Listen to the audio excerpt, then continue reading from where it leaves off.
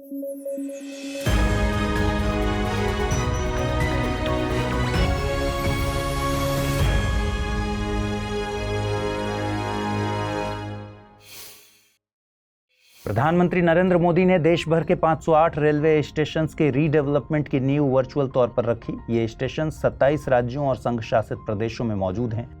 इनमें सबसे ज्यादा 55 स्टेशंस उत्तर प्रदेश के शामिल हैं।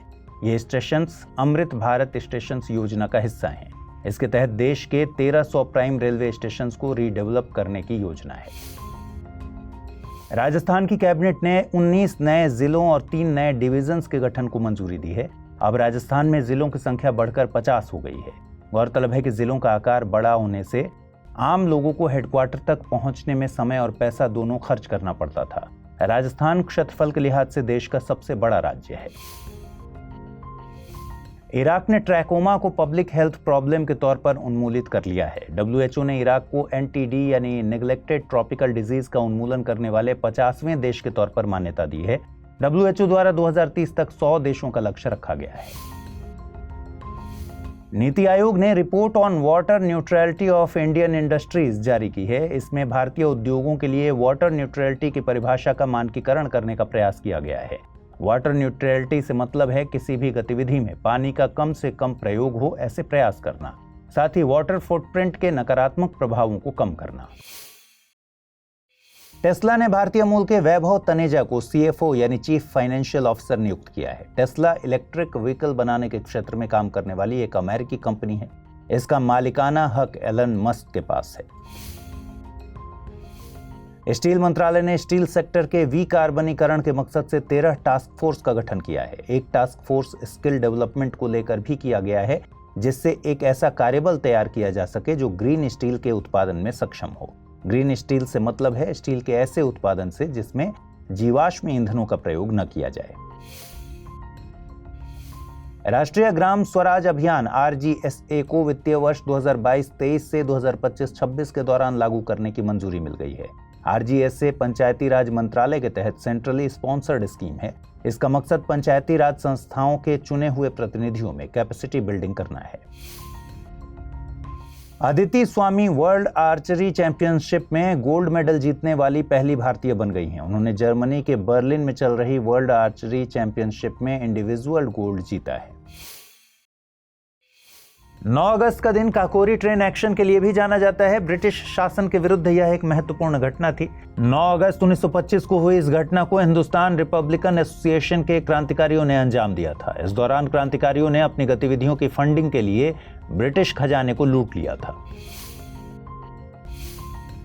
9 अगस्त से मेरी माटी मेरा देश कैंपेन लॉन्च कर दिया गया है। यह कैंपेन 30 अगस्त तक जारी रहेगा। इस दौरान देश के लिए बलिदान देने वाले वीरों के लिए कार्यक्रम आयोजित किए जाएंगे।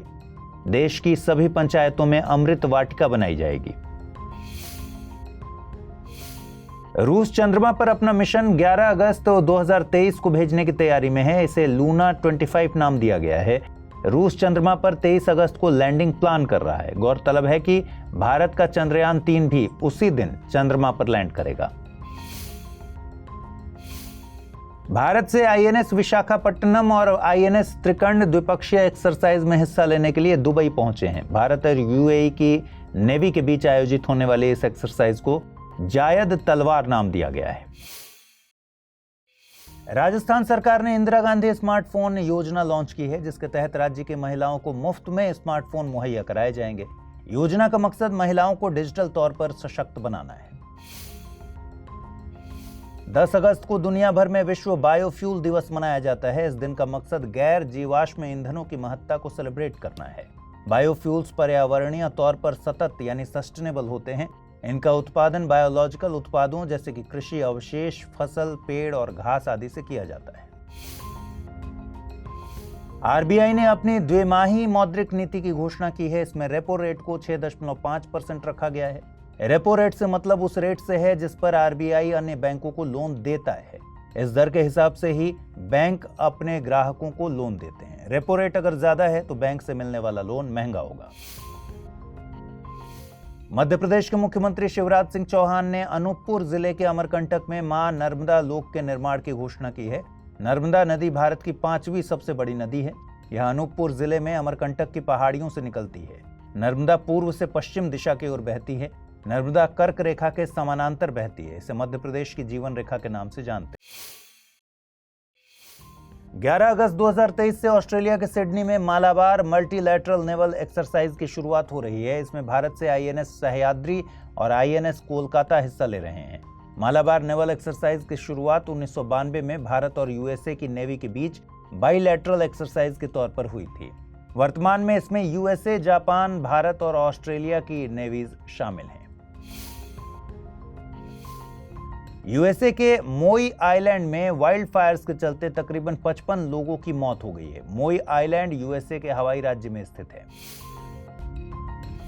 सऊदी अरब और कुवैत ने एक बार फिर विवादित गैस क्षेत्र पर ईरान के दावे को नकार दिया है। अराश या फिर डोर्रा अपतटीय प्राकृतिक गैस क्षेत्र है। इसे ईरान में अराश, वहीं सऊदी और कुवैत में डोर्रा के नाम से जानते हैं। यह क्षेत्र तीनों ही देशों के बीच 1960 से विवादित है। नेशनल क्राइम रिकॉर्ड ब्यूरो ने क्राइम इन इंडिया रिपोर्ट जारी की है। इसमें the prohibition of child marriage act PCMA 2006 के तहत बाल विवाह के दर्ज मामलों की संख्या जारी की गई है। ये आंकड़े 2021 तक के डेटा पर आधारित हैं। इस एक्ट के तहत साल 2017 में 395, 2018 में 501, 2019 में 523, 2020 में 795 और 2021 में 1050 मामले दर्ज किए गए थे। लगातार बढ़ते ये मामले केवल ये नहीं दिखाते कि देश में बाल विवाह बढ़े हैं, ये इनके खिलाफ जागरूकता और कानून का सही तरीके से लागू होना भी जाहिर करते हैं।